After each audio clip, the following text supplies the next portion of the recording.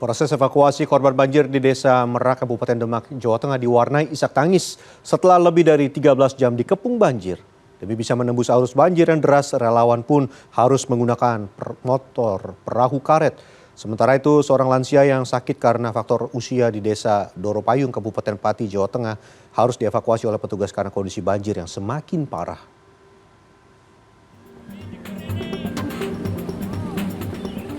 Isak tangis mewarnai proses evakuasi korban banjir di Desa Merak, Kabupaten Demak, Jawa Tengah usai terjebak banjir selama 13 jam. Tingginya air membuat tim SAR harus menggunakan motor perahu karet demi bisa menembus arus banjir yang deras. Warga korban banjir yang terdiri dari wanita dan anak-anak ini sempat mengungsi ke lantai 2 di rumah tetangganya saat tanggul Sungai Wulan jebol. Namun debit air terus naik hingga kedalaman 3 meter. Afido, salah seorang ibu, tak sanggup menahan tangis haru karena sempat syok dan ketakutan.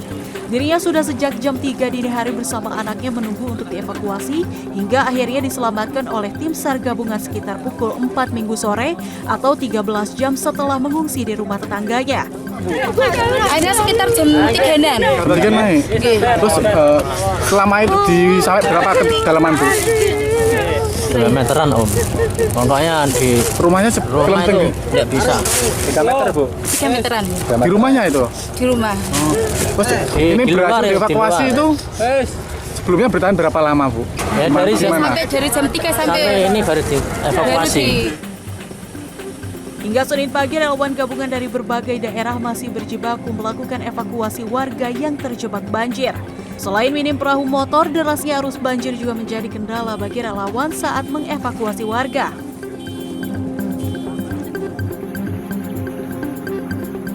Kondisi banjir yang semakin parah di Desa Doropayung, Kabupaten Pati, Jawa Tengah, membuat petugas gabungan dari TNI dan Pemdes Doropayung harus mengevakuasi seorang lansia berusia 82 tahun yang kondisinya sakit karena faktor usia.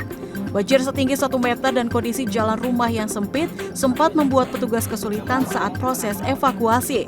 Lansia bernama Rohaida ini kemudian dievakuasi ke rumah sanak saudaranya yang tinggal di Desa Genemulyo. Ini usianya berapa? 82. Memang udah sakit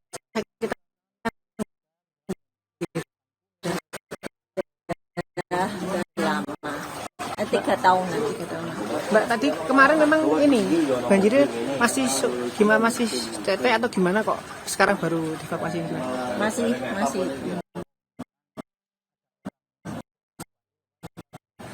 Kenapa kok sekarang dievakuasi Mbak ini?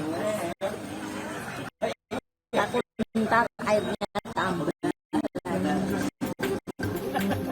Kondisi rumah daerah Rohaida yang sudah kemasukan air dikhawatirkan akan semakin tinggi karena dibukanya bendung Wilalung di Kabupaten Kudus.